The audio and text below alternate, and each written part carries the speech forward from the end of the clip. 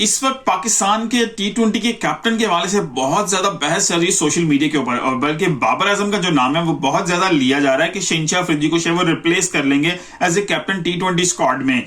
लेकिन करंटली जो भी सिचुएशन चल रही है उसके हवाले से अगर मैं दोनों का कंपैरिजन करना चाहूं, बाबर आजम और शहनशाह अफरीदी, कौन है जो ज्यादा सूटेबल है या कौन ज्यादा इस फेवर में है, कौन सी चीजें जो शहनशाह अफरीदी के फेवर्स में जाती हैं और कौन सी चीजें नहीं जाती हैं, और इसी तरह सिमिलरली कौन सी चीजें बाबर आजम के फेवर में जाती हैं कि अगर वो कप्तान बन जाए, और कौन सी जो उनके फेवर में नहीं जाती।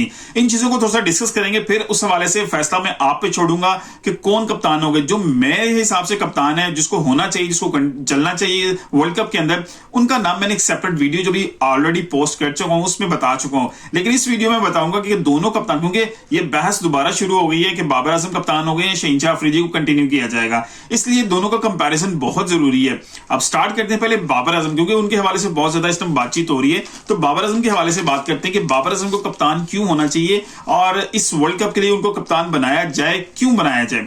सबसे पहले मैं बात करूंगा, आपको याद होगा मोहसिन नकवी ने जैसे ही टेक ओवर किया था पीसीबी को एज ए चेयरमैन, तो उन्होंने एक स्टेटमेंट दी थी। उन्होंने पीसीबी ऑफिशियल्स को कहा था कि बाबर आजम के साथ ज्यादती हुई है। जी हां, उस वक्त जब बाबर आजम को हटाया गया था कप्तानी से, तो उस वक्त के जो चेयरमैन थे जका अशरफ, उन्होंने ज्यादती की थी बाबर आजम को कप्तानी से हटा के, और उसके बाद जो है ना एक हिंट आपको मिल गया था कि जो मोहसिन नकवी है he is in favour of Babar Azam. अब वो बाबर आजम को पसंद करती हैं, उनकी कप्तानी को पसंद करती हैं, या उनके आसपास जितने पीसीबी ऑफिशियल्स मौजूद हैं या उनकी गाइडलाइन के ऊपर मोहसिन नकवी ने ये स्टेटमेंट दी थी। खैर, ये तो पहली बात होगी लाइकनेस और डिसलाइकनेस की। लेकिन बाबर आजम को अपनी उनकी क्वालिटीज कौन सी है जिसकी उनको इस वर्ल्ड कप का हिस्सा जो है कैप्टन जाना चाहिए। पहली बात, उनका एक्सपीरियंस, क्योंकि शहनशाह अफरीदी इनएक्सपीरियंस्ड है। कलंदर्स की तरफ से उन्होंने जरूर जो है कप्तानी की है और 2 टाइटल्स भी उनको जितवाए हैं, लेकिन इंटरनेशनल लेवल पे उनके पास कोई ज्यादा एक्सपीरियंस मौजूद नहीं है, सिवाय एक सीरीज के। अगर वो न्यूजीलैंड के खिलाफ जो खेली या अभी न्यूजीलैंड पाकिस्तान में आएगा वो खेलेंगे, आयरलैंड या इंग्लैंड, मतलब टोटल 4 सीरीज होंगी। अब बड़े टूर्नामेंट का उनके पास कोई एक्सपीरियंस नहीं कप्तानी का। आल्दो हमने बाबर आजम को देखा, उन्होंने कितने बड़े टूर्नामेंट्स के अंदर जो है 2-3 वर्ल्ड कप के अंदर वो कप्तानी कर चुकी हैं। तो इस लिहाज से बाबर आजम को अगर हम कप्तान अनाउंस करें तो there are very much chances कि वो एक एक्सपीरियंस कप्तान है और वो टीम को शायद बेहतर तरीके में गाइड कर सके वर्ल्ड कप के अंदर। अब दूसरी बात करें, एक तो यह कि जब आप वर्ल्ड कप में जाते हैं और आपके पास एक बड़ा नाम हो और वही बड़ा नाम एज ए कैप्टन हो, तो फिर डेफिनेटली उस टीम का जो है दबदबा जरूर होता है, उस टीम की अपीयरेंस जरूर होती है। क्योंकि जब मीटिंग होती है ना कैप्टन्स की, तो उस वक्त जो है ना ये बहुत इंपॉर्टेंट होता है कि कौन सी टीम का कप्तान है जो ज्यादा बड़ा नाम आया हुआ है। तो ये बहुत ज्यादा मैटर करता है बड़े टूर्नामेंट्स के अंदर। जब आईसीसी के बड़े टूर्नामेंट्स हो, वर्ल्ड कप हो या चैंपियंस ट्रॉफी हो, तो ये मैटर बहुत ज्यादा करता है। इस वाले से भी पाकिस्तान को एज हो सकता है बड़े टूर्नामेंट्स में, जब वो बड़े कप्तान मिलते हैं आपस में, वहां पर जो गैदरिंग होती है, तो इस हवाले से एक पाकिस्तान को इंपॉर्टेंस जरूर मिलेगी अगर बाबर आजम कप्तान होते हैं तो। तीसरी चीज, बाबर आजम इस वक्त फॉर्म में है, शहनशाह अफरीदी जो भी फॉर्म में नहीं है। मैं उनका डिस्कस अभी बाद में करता हूं, लेकिन सिर्फ कंपैरिजन में बताया कि बाबर आजम जब वर्ल्ड कप खेल रहे थे तो आउट ऑफ फॉर्म थे। 2021 का 2022 का T20 वर्ल्ड कप जब बाबर आजम ने खेला था उस वक्त बाबर आजम फॉर्म में थे। अब बाबर आजम की फॉर्म वापस आ चुकी है ऑस्ट्रेलियन टूर के बाद, जहां पर उन्होंने टेस्ट सीरीज में परफॉर्म नहीं कर सके। लेकिन 2024 से स्टार्ट हुआ, उसमें ऑस्ट्रेलिया के अंदर भी उन्होंने बड़ा जबरदस्त परफॉर्म किया, बीपीएल में भी बड़ा जबरदस्त परफॉर्म किया, अब जो है इन्होंने पीएसएल के अंदर भी बड़ा जबरदस्त परफॉर्म किया, और अभी तक वो 1000 से ज्यादा T20 के अंदर रन कर चुकी हैं। और ये बड़ा रिलेटिव है कि बाबर आजम जिस फॉर्मेट में फॉर्म में है उसी फॉर्मेट का जो है वर्ल्ड कप होने जा रहा है। ये तो 3 बातें। अगर हम चौथी बात करें तो कई एक्स प्लेयर्स हैं जो बाबर आजम को बहुत पसंद करते हैं और चाहते हैं कि उन्हीं की कप्तानी की जो है ना कंटिन्यू की जाए, सिर्फ उनके एक्सपीरियंस की बेस के ऊपर। एक्स क्रिकेटर्स के एक फॉर्मेशन, एक जो है तबका ये भी मौजूद है जो कहते हैं कि बाबर आजम उस तरह अप टू द मार्क कप्तान नहीं है, आउट ऑफ द बॉक्स नहीं जाते। मेरी भी ये राय इस हवाले से है इस पॉइंट के ऊपर कि Babar Azam out of the box चीजें नहीं करते। आल्दो कुछ स्लाइटली सी मुझे झलक जरूर नजर आई उनकी कप्तानी में चेंजेस की पीएसएल के मैचेस में, लेकिन वो शायद वो सेमी की जो है इंस्ट्रक्शन पे चीज की गई हो कि उन्होंने थोड़ी सी आउट ऑफ द बॉक्स आके चीज की थी। लेकिन still there are many errors in the captaincy of Babar Azam.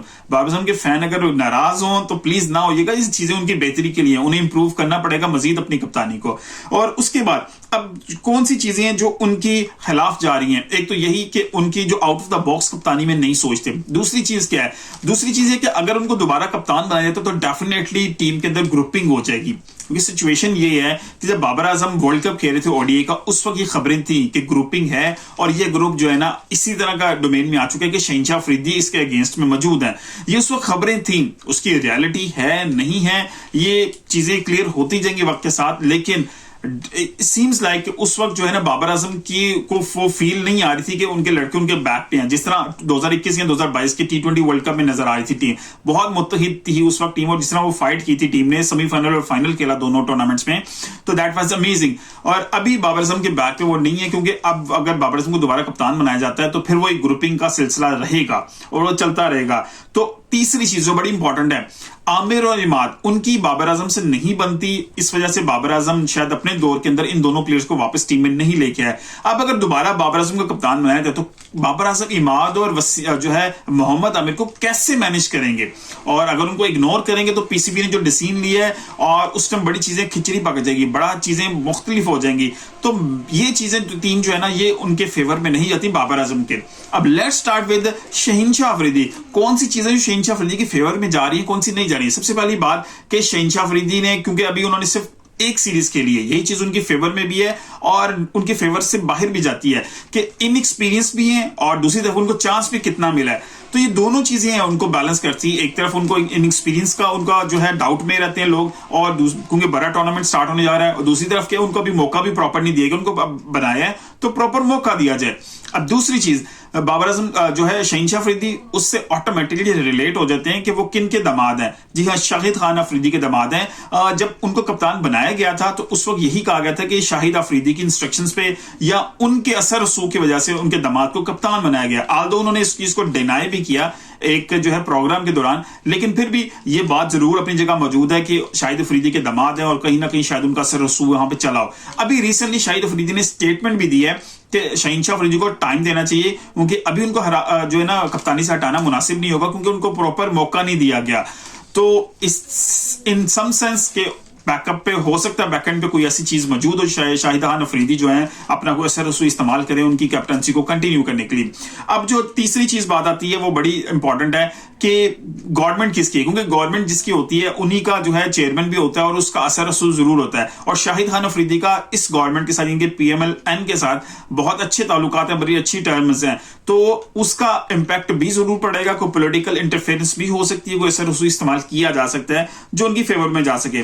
अब फिर वही एक्स क्रिकेटर्स का एक तबका ये भी मौजूद है कि इनको अभी प्रॉपर मौका नहीं दिया गया। अभी एक सीरीज उन्होंने खेली है, उसका जो भी रिजल्ट है, लेकिन टाइम देना चाहिए उनको, और हो सकता है वो कुछ पाकिस्तान के लिए नया कर सके, कोई नया जो है ना एक आपको कैप्टन की नई फॉर्मेशन आपको मिले और वो जो है शायद पाकिस्तान के काम आ सके। अब एक चौथी बड़ी इंपॉर्टेंट बात है कि आमिर और इमाद, इन दोनों को वापस लाने में शहीनशाह अफरीदी का बड़ा किरदार समझा जा रहा है, क्योंकि PSL के दौरान बल्कि इसको भी मैं रिलेट करूंगा डेजर्ट वाइपर से। जी हाँ, जो अभी T20 लीग हुई थी जिसमें दोनों प्लेयर्स ने, फास्ट बॉलर्स ने इकट्ठी जो है वहां पे बॉलिंग की थी, उस वक्त भी दोनों ने एक दूसरे को बहुत ज्यादा प्रॉमिसिंग जो है ना एक तारीफों के पुल बांधे थे एक दूसरे के लिए। उस वक्त से चीजें लग रहा था कि आइस जो है ना मेल्टिंग स्टार्ट हो गई, क्योंकि उससे पहले पाकिस्तान जो है न्यूजीलैंड सीरीज खेला था और शहीनशाह अफरीदी कप्तान थे। तो PSL के अंदर भी इमाद वसीम को और जो है मोहम्मद आमिर को लेके शहीनशाह अफरीदी उनको कंटिन्यूसली कहते रहते कि आप अपनी जो है रिटायरमेंट से वापस लें। और इस सिनेरियो में लगता है PCB की जो ऑफिशियल्स की जो भी मीटिंग्स हुई हैं, जो भी एफर्ट्स हुई हैं, वो शहीनशाह अफरीदी के प्रेशर पे या उनकी इंस्ट्रक्शन या उनके कोशिशों के बाद ही हुआ है कि दोनों जो है ना प्लेयर्स की रिटायरमेंट वापस ली गई है। इट इज वेरी गुड कि अगर शहीनशाह अफरीदी ने ये काम किया हो। और तीसरी चीज जो है इनके फेवर में नहीं जाती, एक तो इनएक्सपीरियंस है, ये मैंने आपको बता दिया था। दूसरा कि वो खुद अभी आउट ऑफ द फॉर्म है, ये बहुत बड़ी बात है, क्योंकि अगर कप्तान आउट ऑफ द फॉर्म हो और प्रॉपर परफॉर्म ना कर रहा हो तो फिर टीम को अपलिफ्ट कैसे करेगा। ये चीज उनके खिलाफ बहुत ज्यादा जा रही है, क्योंकि हमने देखा न्यूजीलैंड सीरीज में उन्होंने स्ट्रगल किया, जो है PSL के अंदर भी पिछले दोनों PSL उन्होंने जितवाए, वो खुद फॉर्म थे, इन द फॉर्म थे, और इस PSL में आउट ऑफ फॉर्म थे, इस वजह से वो खुद भी टीम को नहीं जितवा सके, अच्छी खुद भी परफॉर्मेंस नहीं दे सके।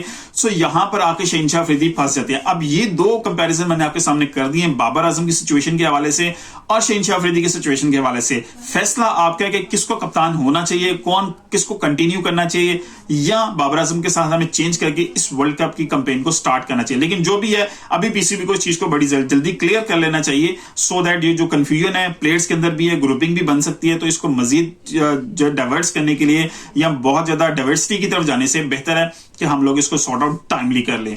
आपका क्या कप्तान है वो मैसेज में कमेंट की सूरत में जरूर बताइएगा। मिलते हैं अगली इस वीडियो के साथ, अपना ख्याल रखिएगा। अल्लाह हाफिज।